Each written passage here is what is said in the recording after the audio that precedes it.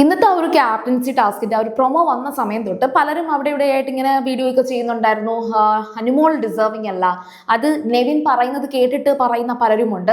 കാരണം അനുമോൾ അവിടെ ഒരു ടാസ്കും കംപ്ലീറ്റ് ചെയ്തിട്ടില്ലല്ലോ, ഒരു ടാസ്കിലൊന്നും അനുമോളുടെ ഒരു ആക്ടിവിറ്റീസും ഉണ്ടാകാറില്ലല്ലോ എന്നുള്ളത്. ആക്ച്വലി ഈ ക്യാപ്റ്റൻസി ടാസ്ക് കൊടുത്തത് ക്യാപ്റ്റൻ ആകാൻ വേണ്ടിയിട്ടാണ്. ഒരു ക്യാപ്റ്റന് വേണ്ടിയിട്ടുള്ള ക്വാളിറ്റീസ് അവിടെ ഉണ്ടോ എന്നാണ് ആദ്യം ചെക്ക് ചെയ്യേണ്ട ഒരു കാര്യം. പിന്നെ അനുമോള് ക്യാപ്റ്റൻസി ടാസ്ക് ചെയ്യാൻ അല്ലെങ്കിൽ ആ ക്യാപ്റ്റൻസിക്ക് ഡിസേർവിംഗ് അല്ല എന്ന് പറയുമ്പോൾ ഈ പറഞ്ഞ നെവിൻ അവിടെ എന്താ ചെയ്തുകൊണ്ടിരിക്കുന്നത്? കട്ട് കഴിക്കുന്നതോ അല്ലെങ്കിൽ അവന് ഇഷ്ടപ്പെട്ട ഫുഡ് ഇങ്ങനെ ഉണ്ടാക്കി കഴിക്കുന്നതോ? പിന്നെ ടാസ്കിന്റെ കേസിലോട്ട് വരുവാണെങ്കിൽ നെവിൻ ആകെ കൂടി വിൻ ചെയ്തിട്ടുള്ളത് സ്പോൺസർ ടാസ്ക് ആണ്. സ്പോൺസർ ടാസ്ക് ചെയ്യുന്നത് തന്നെ എനിക്ക് തോന്നിയിട്ടുണ്ട് പലപ്പോഴും ആ ഒരു സ്പോൺസർ ടാസ്കിന് ശേഷം ചിലപ്പോൾ എന്തെങ്കിലും ഗിഫ്റ്റ് കിട്ടും. അപ്പൊ ആ ഗിഫ്റ്റ് കിട്ടുന്നത് എടുക്കാൻ വേണ്ടിയിട്ട് അതും തിന്നാമല്ലോ ആണെങ്കിലോ എന്ന് കരുതിയിട്ടൊക്കെയാണ് നെവിൻ അതിനകത്ത് പാർട്ടിസിപ്പേറ്റ് ചെയ്യുന്നത്.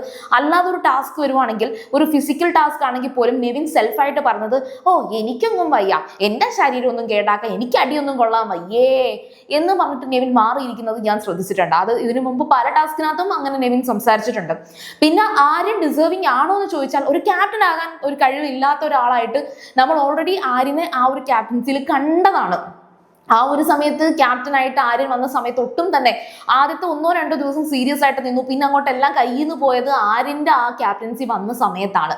പക്ഷേ അറ്റ് ദ സെയിം ടൈം നമ്മുടെ അനുമോള് ക്യാപ്റ്റൻ ആവുകയാണെങ്കിൽ ഒരു പക്ഷേ കുറച്ച് റൂഡായിരിക്കും, അനുമോൾ കുറച്ച് സ്ട്രിക്റ്റ് ആയിരിക്കും എന്നതൊഴിച്ചാൽ ബാക്കി പല കാര്യങ്ങളും അനുമോൾ എങ്ങനെയാണ് അത് ഇംപ്ലിമെന്റ് ചെയ്യാൻ പോകുന്നത്, അല്ലെങ്കിൽ ഇപ്പോൾ വെസൽ ക്ലീനിങ് ആയിക്കോട്ടെ, കിച്ചൺ ക്ലീനിങ് ആയിക്കോട്ടെ, ഇതൊക്കെ എങ്ങനെയായിരിക്കും ഇംപ്ലിമെന്റ് ചെയ്യാൻ പോകുന്നത് എന്ന് കാണാൻ ശരിക്കും എനിക്കും ആഗ്രഹമുണ്ട്.